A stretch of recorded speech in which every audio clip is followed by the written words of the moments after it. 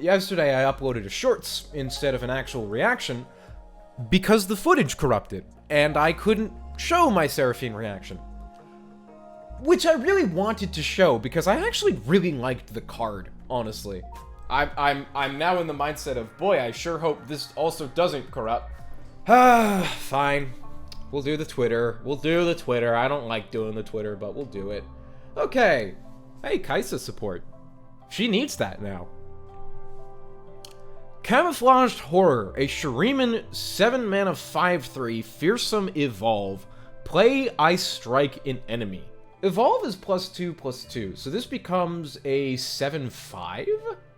It's kind of like with, what's his face? Devourer of the Depths, the deep card, where you have effectively a deal 7, because Devourer of the Depths has 7 health, and if you lower that health threshold, then the Obliterate won't go off. Or if you change the threshold in any way. Like, it's effectively a deal 7 for Devourer of the Depths. This is pretty much the same thing, but 1, it has a worse body. 2, it has a keyword, which is a little bit more helpful. And 3, it's 2 mana more expensive. So this card is just kinda... Alright, I'm done bashing on Camouflaged Horror. This feels like... No, you know what? I'm not, actually. This card feels like the kind of card that got pre-nerfed. This feels like a card that was designed a certain way, and then Kaisa came out absolutely broken. So, to avoid releasing broken Kaisa again, they nerfed the shit out of this card before they dropped it.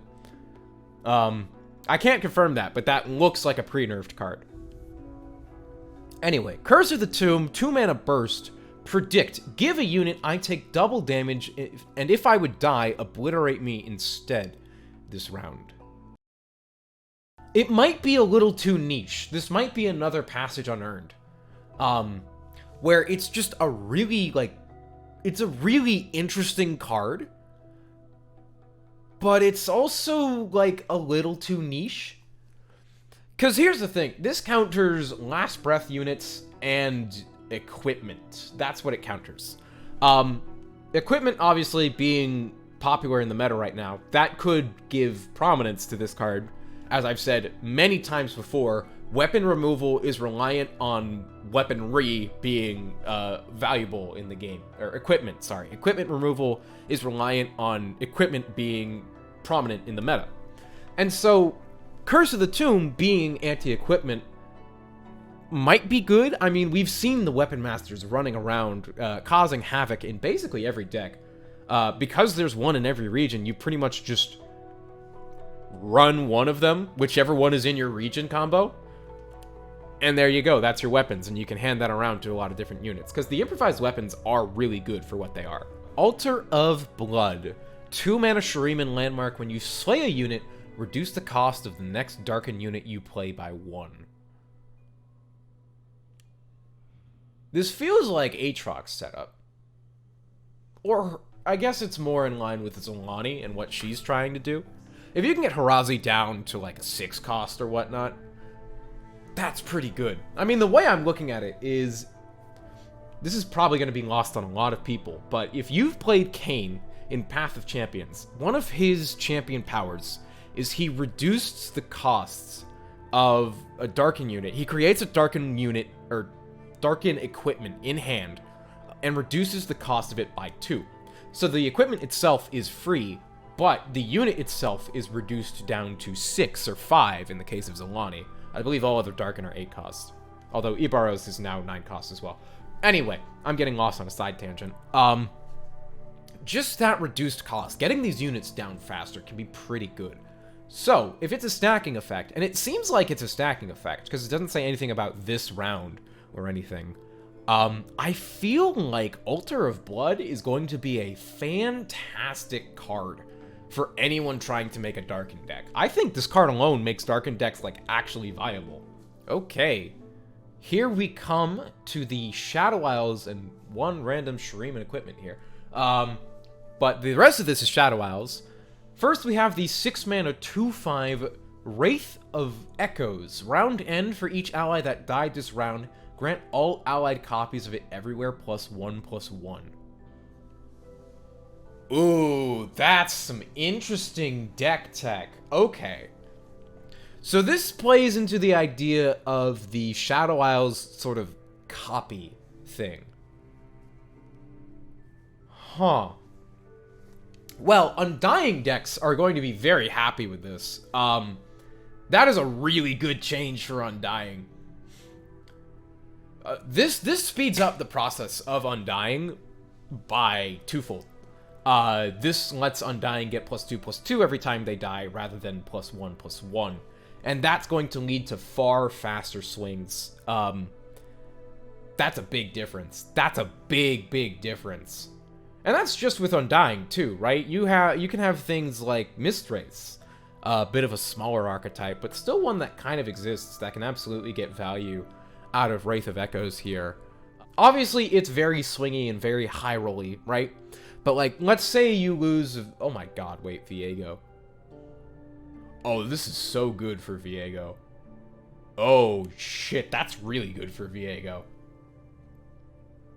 You get Viego, Hydravine, and Wraith of Echoes on board. You're summoning 2 Encroaching Mists per round, and then they keep dying. They buff up all other Encroaching Mists by +2/+2 when they're summoned, and +2/+2 when they die. And Wraith of Echoes just rips that apart. Damn, okay. Huh. This is really good for Viego. Damn. Swinging Glaive is a 3-mana +2/+1 back in Shurima. Okay. Strike, create a Lucky Find in hand. Okay, so for this one, the immediate thing I think of is Vikaran Bruiser. If you're familiar with it, that's the 5-mana 5/5, strike, create a Lucky Find in hand. So it's that card text, but on a weapon. Equipment. I keep wanting to call them weapons. Equipment. And you can do a lot with this, I think. You can throw it. It's the same concept as Catalyst, where it's the card text from a unit put onto an equipment that you can give to anything now. Lucky Finds are pretty good. I feel like the units you'd probably want to put this on the most are, like, Sivir. Someone with quick attack that can abuse this, right? Actually, this is phenomenal on Sivir.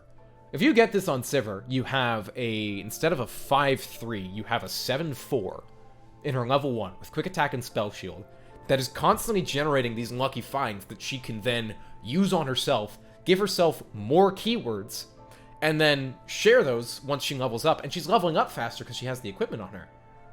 This card is really good for Sivir, actually.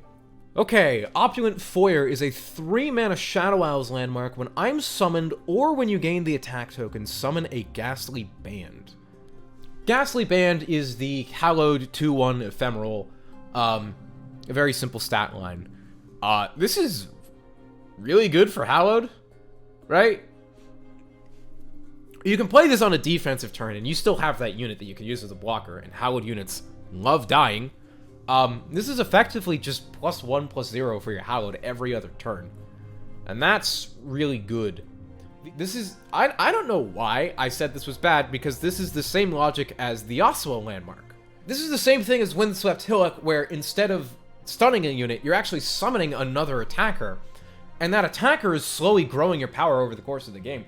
Obviously, once you get that, like, Katarina Rally combo, it's still usually the end of the game at that point. But it doesn't hurt to have more power and more attacking units, right? So, Ghastly Band coming out with Opulent Foyer, I could see this seeing play in that deck, actually. I could absolutely see this seeing play in that deck. Finally, Moonlit Glenkeeper? Glenkeeper. I'm going with Glenkeeper. 3-mana 2/3 fearsome. When you summon an ephemeral ally, grant it +1/+0. Nightfall, summon a sapling. This card feels like it's doing different things. Obviously, like, the sapling, flavor-wise and card art-wise, seems like it's supposed to be intended to work in a Maokai deck. But Maokai doesn't need the +1/+0 that this grants, you know? Saplings are just good units. You don't need the rest of them. And the Nightfall contingency on summoning a sapling's a little weird. Like, you don't... you don't really trigger Nightfall too much in a Maokai deck, or Deep, specifically. Deep is the Maokai deck. Although some people have started trying to run him without Nautilus. Me, I try and run him without Nautilus fairly regularly. It feels weird. I don't know where this is trying to go. It feels like it's trying to bridge a gap between Nightfall and Maokai. And that's a gap that I just think didn't exist. And now we've got a very rickety bridge in the form of Glenkeeper trying to bring the two together. And it's also got that ephemeral support, right? So do you run this in ephemerals instead? Is this better than what's-her-face, Soul Shepherd? Or do you run this in tandem with Soul Shepherd and Hecarim and whatnot? I can't tell if this is a card that's like trying really hard to be flexible, or a card that's trying really hard to be niche. But in either situation, I feel like it's failing. I don't know what this card is trying to do. Weirdly enough, I think the deck this works best in is probably Nightfall. I feel like Sapling is an okay fodder unit for Nightfall to just drag away some of the more powerful things so you can keep your bigger units safe. That's part of the appeal of Diana in Nightfall decks, right? She's all about, you know, challenging the strongest enemy and getting it out of the way so the rest of your Nightfall allies can, like, strike while elusive or something. And she grows in power to help deal with those bigger enemies as the game goes on.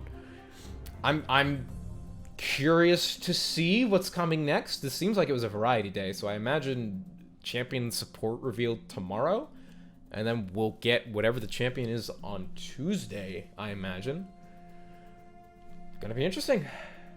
Gonna be interesting to see what's coming next.